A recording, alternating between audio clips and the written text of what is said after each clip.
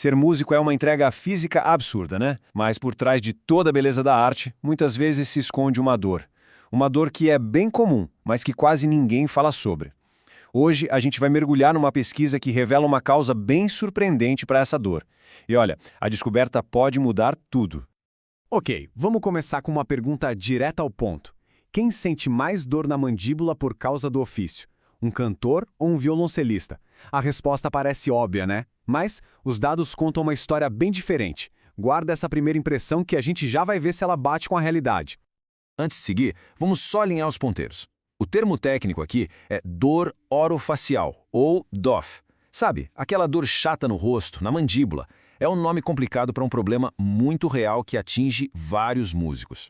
E tudo que a gente vai discutir aqui hoje vem de um estudo bem recente, de 2023. Nele, pesquisadores de Singapura foram a fundo conversando com 159 jovens músicos para entender essa dor. E isso dá pra gente uma base sólida, com dados de verdade. Para conseguir comparar as coisas direito, os pesquisadores foram super metódicos. Eles dividiram os músicos em 3 grupos. Primeiro, os vocalistas, claro. Segundo, os instrumentistas de mandíbula ativa, ou seja, quem usa muito a boca e a mandíbula para tocar, tipo violinistas e flautistas. E o terceiro grupo, os de mandíbula não ativa, como pianistas e, olha só, violoncelistas. Essa separação é fundamental para a gente entender o que vem por aí.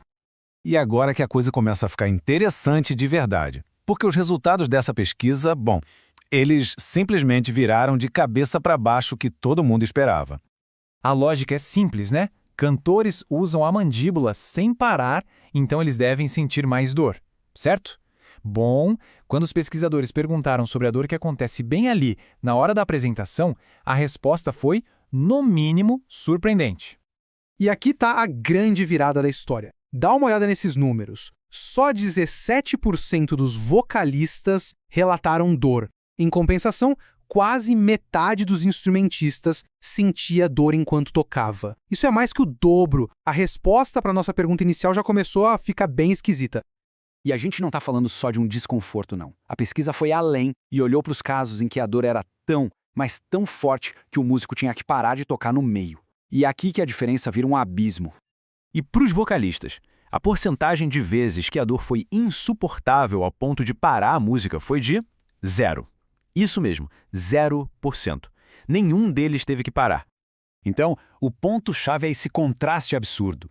0% dos vocalistas contra até 20% dos instrumentistas. Isso mostra que os instrumentistas não só sentem mais dor, como é uma dor muito mais incapacitante. Tá, isso leva a gente para a pergunta de $1 milhão. Por quê? O que os vocalistas fazem de tão diferente? A resposta parece estar num hábito bem simples, que o estudo também investigou. Pois é, esse é o grande quebra-cabeça. Com todo esse uso da mandíbula, os cantores deveriam liderar o ranking da dor. Mas não, eles estão na lanterna. A pista para desvendar esse mistério todo está na preparação, no que acontece antes mesmo da primeira nota. E a resposta está bem aqui. É impressionante.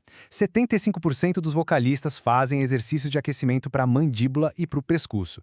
E os instrumentistas? Bom, menos de 13% em um grupo e míseros 4% no outro. A diferença é gigantesca e parece ser exatamente essa a chave para tudo. Ok, a evidência do aquecimento é muito forte. Mas um bom estudo científico precisa olhar para outras possibilidades. Será que a diferença não é física, mas sim mental, psicológica? A gente sabe que a ansiedade de palco é algo muito real para qualquer artista.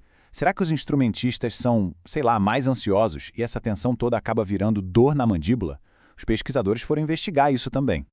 E para testar essa hipótese, o estudo mediu os níveis de ansiedade e estresse de todo mundo. O resultado? Nenhuma diferença estatística importante. Basicamente, os estados psicológicos eram os mesmos em todos os grupos, o que nos leva a crer que a ansiedade não é a causa principal da diferença na dor. Com as outras possibilidades meio que descartadas, a conclusão vai ficando cada vez mais clara. E ela aponta para uma lição bem prática e poderosa.